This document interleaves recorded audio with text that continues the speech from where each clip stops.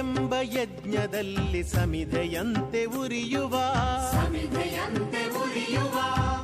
ಒಂದು ಉನ್ನತ ಧ್ಯೇಯಕ್ಕೆ ಎಲೆಮರೆಯ ಕಾಯಂತೆ ದುಡಿದು ಸಮಾಜಕ್ಕಾಗಿ ಇಡೀ ಜೀವನ ಸಮರ್ಪಿಸಿ ಸಾವಿನ ನಂತರವೂ ಬದುಕಿರುವ ಸಂತ ಪುರುಷ, ಶಿಸ್ತಿನ ಸಿಪಾಯಿ, ಕ್ರೈಸಿಸ್ ಮ್ಯಾನೇಜ್ಮೆಂಟ್ ಎಕ್ಸ್ಪರ್ಟ್, ಸಂಘಟನೆಯ ರೂವಾರಿ, ಸಂಸ್ಥೆಗಳ ಶಿಲ್ಪಿ ಹಾಗೂ ಕಾರ್ಯಕರ್ತರ ಪ್ರೀತಿಯ ಅಣ್ಣ ಮೈಚಾ ಜಯದೇವ ಅವರು. ನೈಜ ರಾಷ್ಟ್ರ ಸೇವಕ.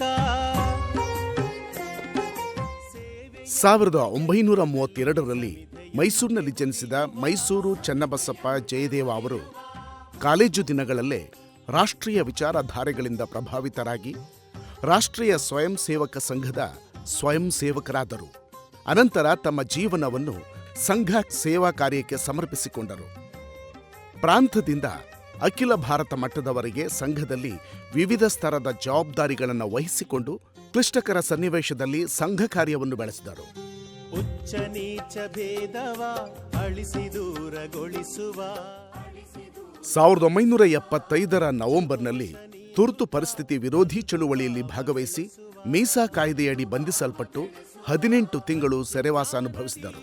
ಮೈಚಾ ಜಯದೇವ ಅವರನ್ನು ಸಂಸ್ಥೆಗಳ ಶಿಲ್ಪಿ ಎಂದು ಎಲ್ಲರೂ ಬಣ್ಣಿಸುತ್ತಾರೆ. ರಾಷ್ಟ್ರೋತ್ಥಾನ ಪರಿಷತ್, ಮೆಥಿಕ್ ಸೊಸೈಟಿ, ಅನಾಥ ಶಿಶು ನಿವಾಸ, ಅಬಲಾಶ್ರಮ, ಗೋಖಲೆ ಸಾರ್ವಜನಿಕ ವಿಚಾರ ಸಂಸ್ಥೆ, ವನವಾಸಿ ಕಲ್ಯಾಣ ಆಶ್ರಮ ಮುಂತಾದ ಅನೇಕ ಸಂಸ್ಥೆಗಳ ಬೆಳವಣಿಗೆಗೆ ಜಯದೇವ ಅವರು ಮಾರ್ಗದರ್ಶಕ ಹಾಗೂ ಪ್ರೇರಕ ಶಕ್ತಿಯಾಗಿದ್ದರು. ಅವರು ಕೇವಲ ಸಂಸ್ಥೆಯನ್ನು ಕಟ್ಟಲಿಲ್ಲ, ಜೊತೆಗೆ ಆ ಸಂಸ್ಥೆಗಳನ್ನು ಮುಂದುವರಿಸಿಕೊಂಡು ಹೋಗುವ ಮುಂದಿನ ಪೀಳಿಗೆಯ ತಂಡವನ್ನೂ ಸಹ ಯಶಸ್ವಿಯಾಗಿ ರೂಪಿಸಿದರು.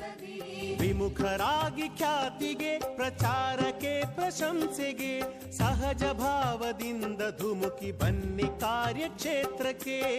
ಮೈಚಾ ಜಯದೇವ ಅವರು ರಾಷ್ಟ್ರೋತ್ಥಾನ ಪರಿಷತ್ತನ್ನು ಆರಂಭದ ದಿನಗಳಿಂದಲೂ ಕಟ್ಟಿ ಬೆಳೆಸಿದವರು.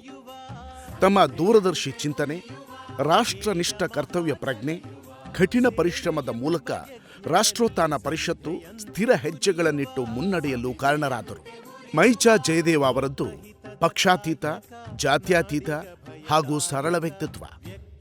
ಎಲ್ಲರ ಮಾತನ್ನು ತಾಳ್ಮೆಯಿಂದ ಕೇಳಿಸಿಕೊಳ್ಳುವ ಹಾಗೂ ಆಧಾರರಹಿತವಾಗಿ ಯಾವ ಮಾತನ್ನೂ ಆಡದ ಅನುಕರಣೀಯ ಗುಣವನ್ನು ಅವರು ಹೊಂದಿದ್ದರು. ಸಮಸ್ಯೆಗಳನ್ನು ಪ್ರಚಾರ ಮಾಡಬಾರದು, ಒಳ್ಳೆಯ ವಿಚಾರಗಳನ್ನು ಮಾತ್ರ ಪ್ರಚಾರ ಮಾಡಬೇಕು ಎನ್ನುವ ಅವರ ಅಭಿಮತ ಸಮಗ್ರ ಸಮಾಜಕ್ಕೆ ಪಾಠವಾಗಬಲ್ಲದು.